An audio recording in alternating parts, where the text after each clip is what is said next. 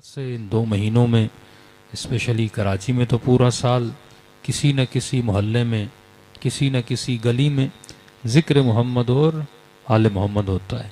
تو ہمارے جوان بعض اوقات پریشان ہوتے ہیں کہ اعتراض کرنے والوں کو جواب کیا دیا جائے.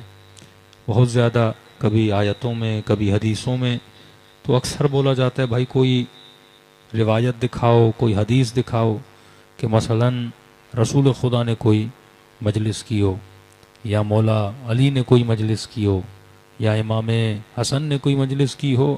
اب یہ بیچارہ جوان جواب ڈھونڈتا ہے، تاریخ میں جاتا ہے اور واقعہ اسے نہیں ملتا. مثلاً اس طریقے سے مثلاً مولا علی نے کوئی مجلس کی ہو، امام حسن نے کوئی مجلس کی ہو تو پریشان ہو جاتا ہے.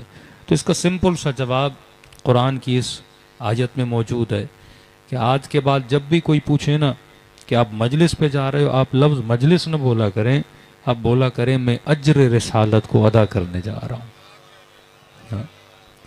کیونکہ اجر رسالت کا حکم قرآن میں موجود ہے.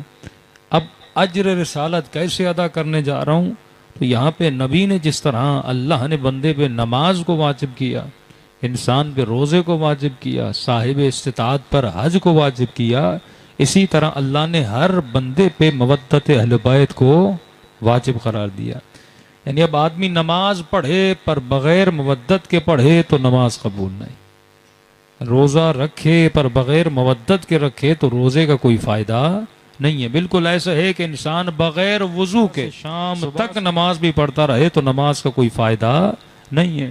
اسی طرح اگر مودت اہل بیت نہ ہو، لاکھ سجدیں دے، لاکھ عبادتیں کرے پر ایک بھی عبادت کا کوئی فائدہ نہیں ہے. یہ بالکل ایسا ہے کہ شرعی حکم ہے کہ اگر کوئی مزدور آپ کے گھر میں آ کے مزدوری کرے، آپ کے گھر کی دیواروں کو بنائے، چھتوں کو بنائے، محنت کر کے جائے، اگر اس مزدور کی مزدوری نہ دو تو اس جگہ پہ نماز پڑھنا بھی صحیح نہیں ہے.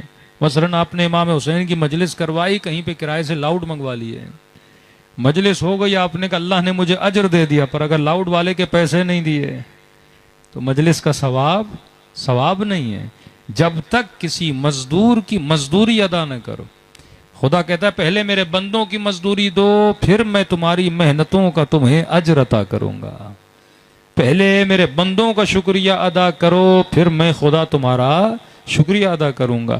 اب یہ ہے کائنات کا چھوٹے سے چھوٹا مزدور جو کسی کا گھر بنائے، کوئی آپ کو لاؤڈ کرائے پہ دے دے، کوئی آپ کو شامیانے کرائے پہ دے دے، اگر ان کی مزدوری کا حق ادا نہ کیا جائے تو فرمایا کوئی اجر نہیں ملتا.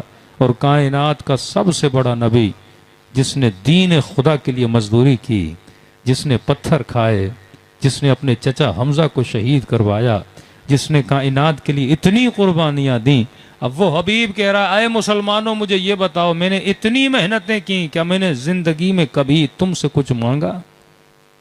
کہنے لگے نہیں یا رسول خدا.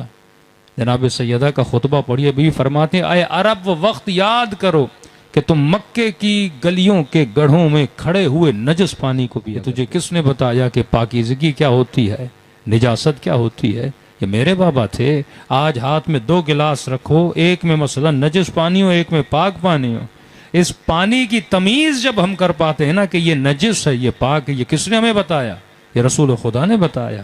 کہ آج یہ جو تم تمیز کر پا رہے ہو کہ پاکیزگی کیا ہوتی ہے، نجاست کیا ہوتی ہے، میرے بابا نے تجھے سکھایا کہ نجاست کیا ہوتی ہے، طہارت کیا ہوتی ہے. اے عرب تم برہنہ ہو کر کعبے کا طواف کیا کرتے تھے، تجھے لباس پہننے کی تمیز نہیں تھی. تجھے کس نے بتایا کہ حیا کیا ہوتا ہے، عفت کیا ہوتی ہے؟ وہ عرب جو اپنی بیٹیوں کو زندہ دفن کیا کرتے تھے، فرمایا نہ بیٹیوں کی الفت تھی نہ بیٹیوں کی محبت تھی. جو بیٹی کو عذاب سمجھا کرتے تھے، اسی معاشرے میں مصطفیٰ اپنی بیٹی کے احترام میں کھڑے ہو جاتے تھے. اسے کہتے ہیں معاشرے کا مقابلہ کرنا.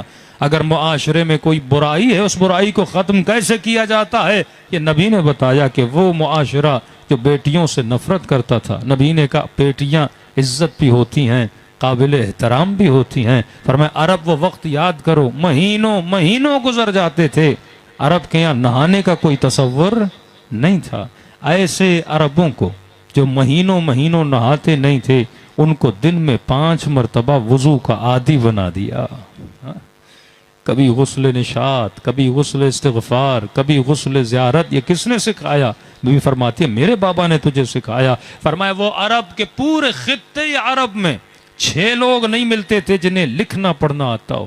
پورے خطے عرب میں ان عربوں کو کاتب وحی بنا دیا، قابل فضیلت بنا دیا کہ یہ میرے بابا نے تجھے سکھایا. اور فرمایا سب سے بدترین کام جو کرتے تھے اپنی جبینوں کو بتوں کے سامنے جھکایا کرتے تھے. وہ جبین جو سب سے اعلیٰ ترین منزل رکھتی ہے، فرمایا اس جبین کو میرے بابا نے تجھے بتایا کہ جبین ہر ایرے غیرے کے سامنے جھکائی نہیں جاتی، یہ وحدہ لا شریک کے دربار میں جھکانے کے لیے ہے.